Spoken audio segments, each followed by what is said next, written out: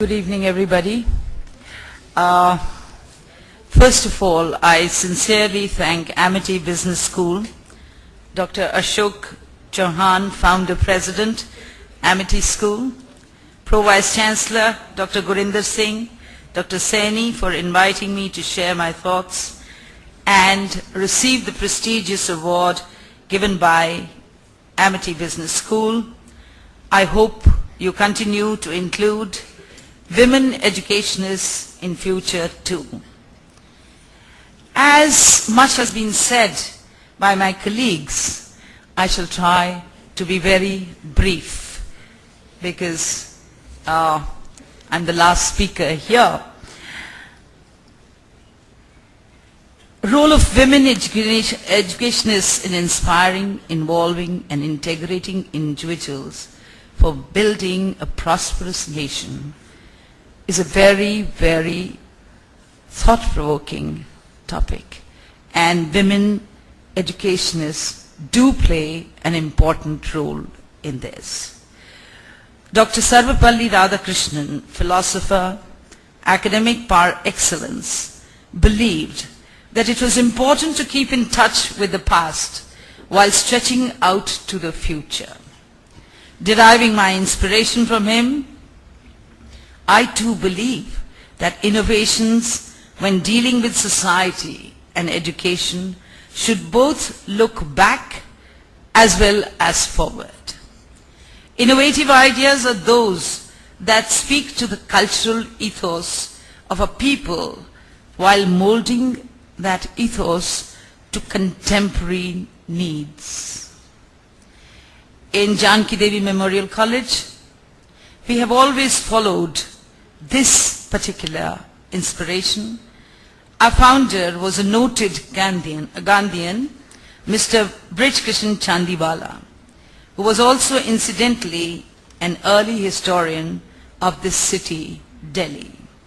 While deeply rooted in his culture, he also recognized the need of empowering women so that they may be intellectually and materially capable of taking their rightful place in society. I have always worked to generate awareness about the gendered world we live in among our students. Issues like women's health, gender equality, sexual harassment and legal rights have to be foregrounded in the public domain. I firmly hold that each one of us, especially those of us who are heading women's institutions, has the responsibility to instill a sense of confidence and self-assurance in the young women who we guide. Along with their rights, a sense of duty, of thankfulness to the nature and culture that sustain us is very important.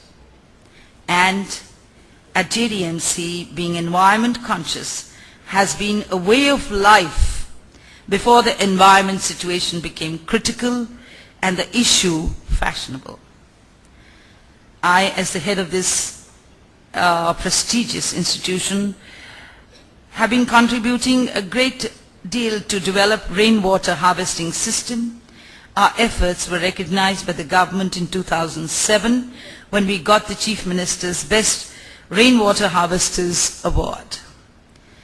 We now have a green campus where we segregate our garbage, do vermiculture, recycle our waste paper, use solar lighting, among other things. We women educationists should be and are creative people who untiringly pursue lofty ideals and make free and effective use of our knowledge and skills. To educate is to kindle the soul's flame. Without learning, the spirit can know no nobility. Education can inspire action in individuals that will create both benefit and beauty in the society and build a prosperous nation. One of the greatest strengths of our nation is multiculturalism. The idea of India is that we, a sum of many distinct cultures, come together to generate exceptional strength. My institution has always celebrated this, as I believe that surmounting received boundaries is a sign of a confident and a healthy civilization. We have hosted artists, intellectuals, academicians, and students from various countries, and our students have been part of international initiatives and forums that speak of peace and active citizenship. Lastly, I would like to say that an educational institution performs, innovates, and inspires by virtue of its faculty. A principal is essentially the core leader of a team of faculty members that are dedicated towards making their institution a hub of excellence. I firmly believe that only great teachers are those that give their students an education in values of life, most notably by instilling in them the value of integrity as the touchstone of future distinction. And I have been fortunate to lead such a team in my institution. We hope that the young women passing out from women colleges of the university will take their place not only as educated, empowered citizens of the future, but also as ones who value their surroundings. This goes for young men also. I, being the principal of a women's college, I'm talking from that perspective. Thank you very much.